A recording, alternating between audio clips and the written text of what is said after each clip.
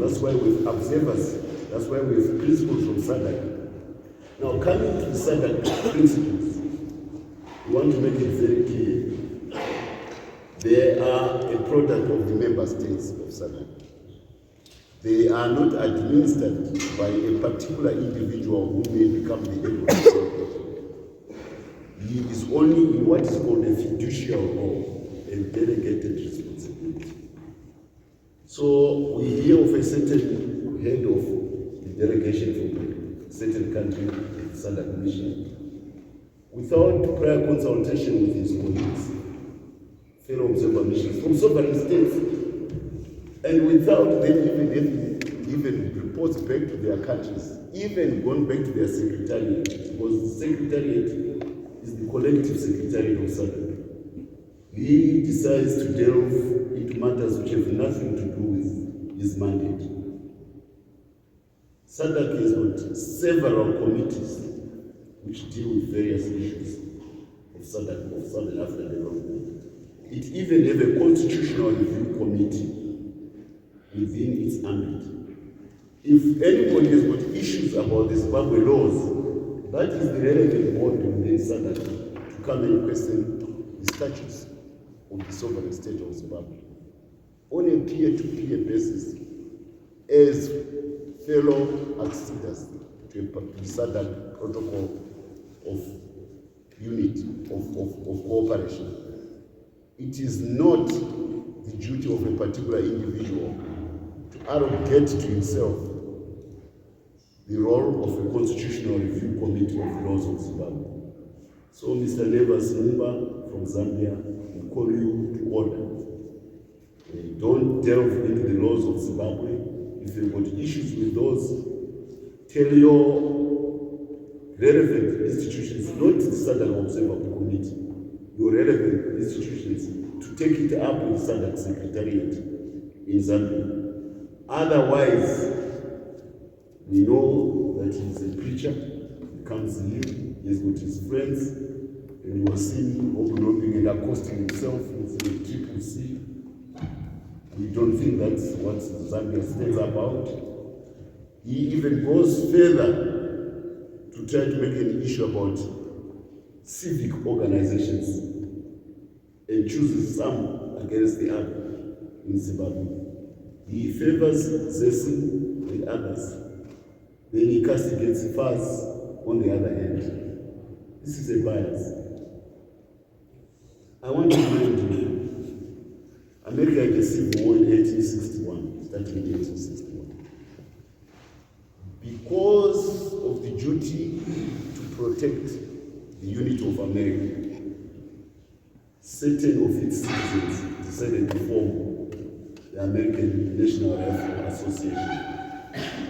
It's a historical product of the American evolution as it became a modern state.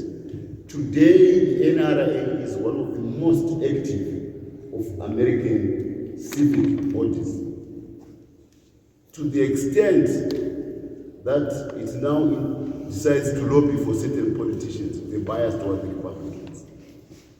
Not only that, you hear of periodic massacres of school children, of people in shopping centers, because America says you've got a right to have a gun. We went through a civil war, we went through a liberation movement. One time the gun was my friend. It's the only other thing I could hold on, besides my anything. But we dropped after independence, so we know guns in Zimbabwe. We don't have a gun culture.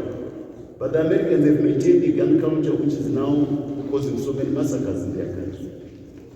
But nobody wants to speak about that from other countries.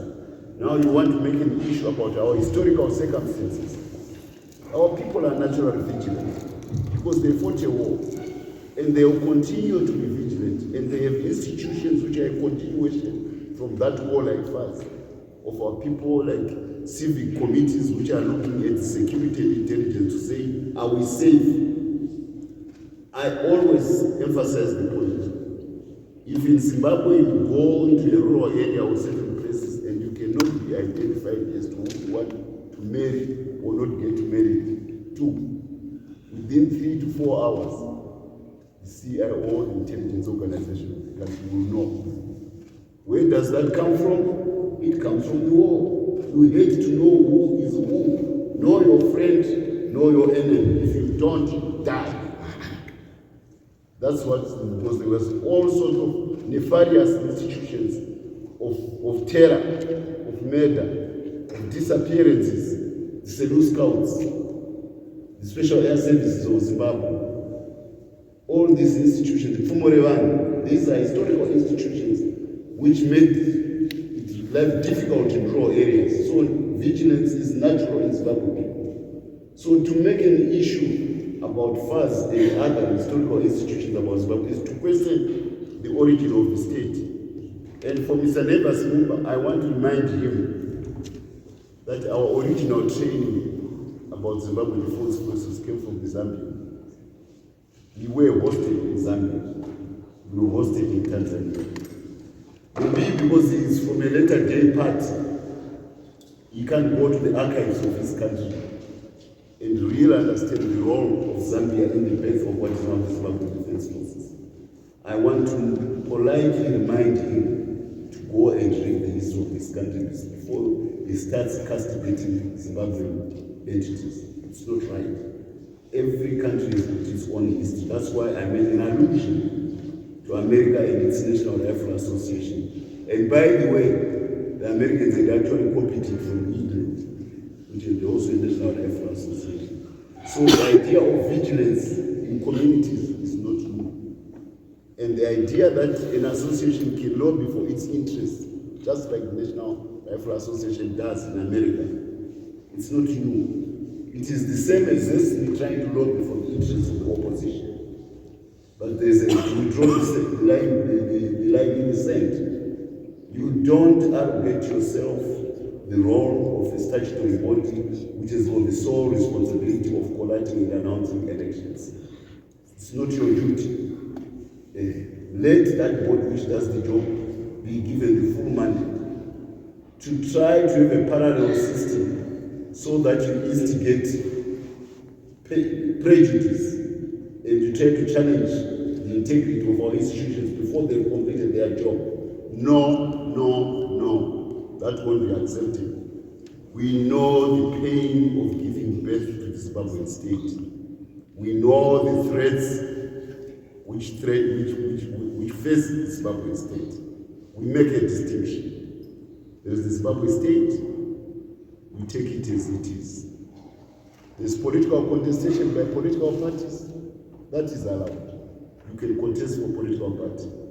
But the moment you try then to challenge the legitimacy of the Zimbabwean state, who are you?